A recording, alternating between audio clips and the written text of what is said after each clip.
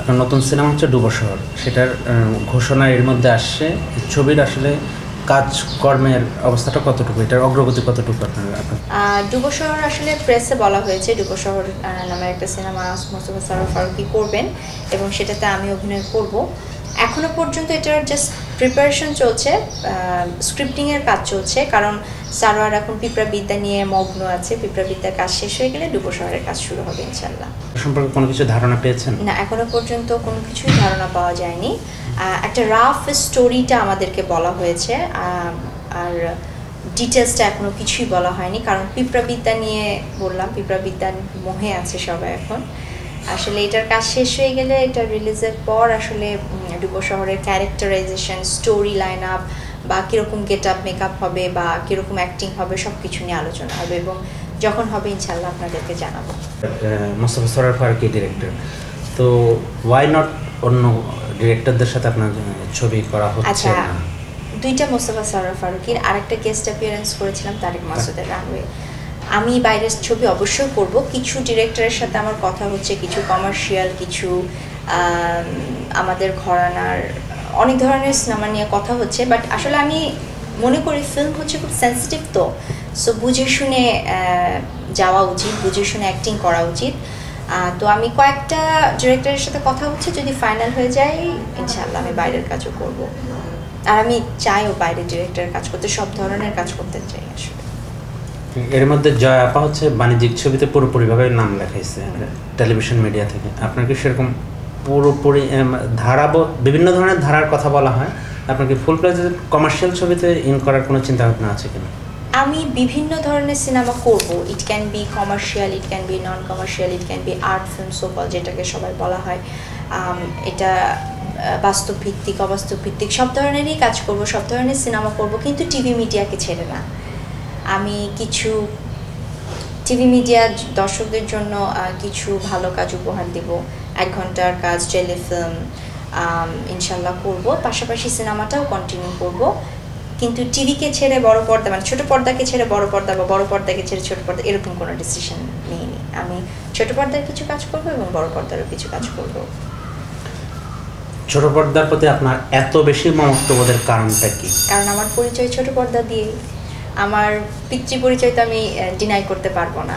So আমার পরিচয় যেহেতু ছোট পর্দা দিয়ে, ছোট পর্দা আমাকে সেই নাম, সেই পাবলিসিটি বা সেই জায়গা করে দিয়েছে। সো আমি তাকে ছেড়ে দিয়ে বড় পর্দায় যেতে পারবো না। আর তাছাড়া ছোট পর্দা আমার কাছে মনে হয়, বড় পর্দায় কাজ অবশ্যই প্রত্যেকটা আর্টিস্টের জন্য স্বপ্নের মতো। বড় পর্দায় কাজ করব এবং ছোট পর্দায় অল্প কিছু যেগুলো ভালো ভালো কাজ করব সেটা আমার প্র্যাকটিসের জন্য। আমার কাছে মনে হয় ছোট পর্দার কাজটা আমাদের গ্রুমিং বলেন, প্র্যাকটিস বলেন, এটা অনেক ভালো রাখে আসলে। সম্প্রতি আপনি দক্ষিণ কোরিয়ার সাংস্কৃতিক শুভেচ্ছা দূত নির্বাচিত হয়েছেন। সাংস্কৃতিক শুভেচ্ছা দূত হিসেবে আপনার কাজের ক্ষেত্রটা কি কি হতে পারে সে সম্পর্কে কিছু বলুন। আচ্ছা, এই ফার্স্ট কোনো মানে অ্যাম্বাসেডর সিলেক্ট হলো মনে হয় বাংলাদেশের মতো জায়গায়, সেটা আমি হয়েছি কোরিয়ার গুডউইল অ্যাম্বাসেডর। আসলে এটার ফিলিংসটা আসলে শেয়ার করার মতো কিছু না। মানে কিছু কিছু ফিলিংস থাকে শেয়ার করা যায় না, কিছু কিছু মোমেন্ট থাকে যেগুলো বলে প্রকাশ করা যায় না, এরকম একটা ফিলিংস। বিকজ অনেক জরিপ করে তারা আমাকে এই পদটা দিয়েছে এবং খুব দায়িত্ব সম্পন্ন একটা পদ, যেটা আমার জন্য আসলে অনেক বড় একটা বিষয়, অনেক সম্মানের একটা বিষয়। এবং শুধুমাত্র আমার জন্য না, আমার কাছে মনে হয় বাংলাদেশের প্রত্যেকটা মানুষের জন্যই সম্মানের। কারণ পৃথিবীতে মাত্র ওরা গুডউইল অ্যাম্বাসেডর 6টা ফিক্সড করেছে, 6টার মধ্যে আমি, এবং I am representing Bangladesh to Korea. So it's a big thing for Bangladesh also. অভিনয় শিল্পীদের অনেক ধরনের অর্জন থাকে, সেরকমই একটা অর্জন দক্ষিণ কোরিয়ার গুডউইল অ্যাম্বাসেডর হওয়া। তো গুডউইল অ্যাম্বাসেডর হওয়া প্রসঙ্গে আপনার অনুভূতি, পাশাপাশি এটার কাজের ধরনটা কি আপনার? ওখানকার অভিজ্ঞতা বললাম যে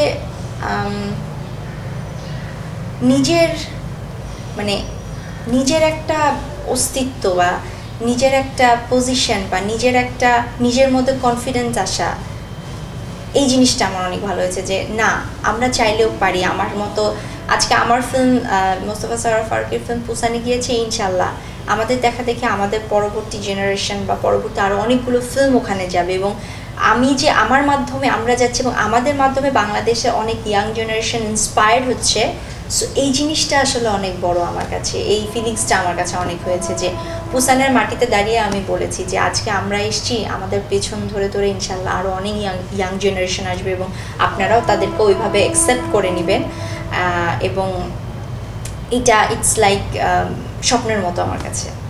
আপনার নিজের কাজ মানে নিজের অভিনয়ের মূল্যায়নটা নিজেকে যদি করতে বলা হয় সেটা কীভাবে করবেন? আমি খুব খারাপ অভিনেত্রী। আমি কেন বলি, আসলে অভিনয় শেখার তো শেষ নাই, স্টিল নাও আমি শিখতেছি। আর আমি আসলে ডিরেক্টরস অ্যাক্ট্রেস, আমার ডিরেক্টর আমাকে যেভাবে অভিনয় করতে বলে আমি সেভাবেই করি এবং সেটাই দর্শকরা পছন্দ করে। তো আমি সেই সব ডিরেক্টরের জন্য গ্রেটফুল এবং থ্যাংক ইউ সো মাচ আমাকে দিয়ে অভিনয় করিয়ে নেওয়ার জন্য। আপনার এই এতগুলো কাজের মধ্যে সবচেয়ে বেশি আপনি নিজে স্যাটিসফাইড হয়েছেন কোন কাজ, কোন নাটক কিংবা চলচ্চিত্রে অভিনয় করে? হ্যাঁ, কিছু কিছু কাজ আছে যে সম্পর্কের খাতিরে করতে হয়েছে, কিছু কিছু কাজ অর্থের খাতিরে করতে হয়েছে, এরকমও দিন গেছে। কিন্তু তারপরও সেই সব কাজগুলোই কিছু না কিছু জায়গায় আমাকে তো স্যাটিসফাই করেছে। সংসার জীবন অবশ্যই মানে কেমন চলছে আপনার? বেশ কয়েক বছর হয়ে গেছে। মাশাআল্লাহ, আমি অনেক সুন্দর একটা সংসার পেয়েছি, সুন্দর করে সংসার করছি এবং টোনাটুনির মতো আমার মা নিয়ে, আমার শ্বশুর শাশুড়ি নিয়ে, সবাইকে নিয়ে অনেক সুন্দর সুইট একটা সংসার কাটাচ্ছি। এবং যেখানে দর্শকদের অনেক অনেক অনেক দোয়া আছে, অনেক অনেক অনেক ভালোবাসা আসে প্রতিদিন ফেসবুকে। আমি ফেসবুক ইউজ করি না, সরারের ফেসবুকে সবাই বলে যে আপনাদের জুটিটাকে অনেক পছন্দ হয়, অনেক সুন্দর একটা কাপল। সো আমি অনেক হ্যাপি এবং থ্যাঙ্কস টু গড এত ভালো একটা সংসার জীবন দেওয়ার জন্য। সংসারে নতুন অতিথির ব্যাপারে কোনো কিছু ভাবছেন? সবই পড়ালার ইচ্ছা, তারপর নিজেদের না, এখনো পর্যন্ত সেরকমভাবে কিছু এখনো ভাবা হয়নি, এখনো ভাবছি না, আসলে এখনো ভাবার সিচুয়েশন হয়নি, ভাববো আর কিছুদিন পরে ইনশাল্লাহ, আপনাদের দোয়া থাকলে ভাববো।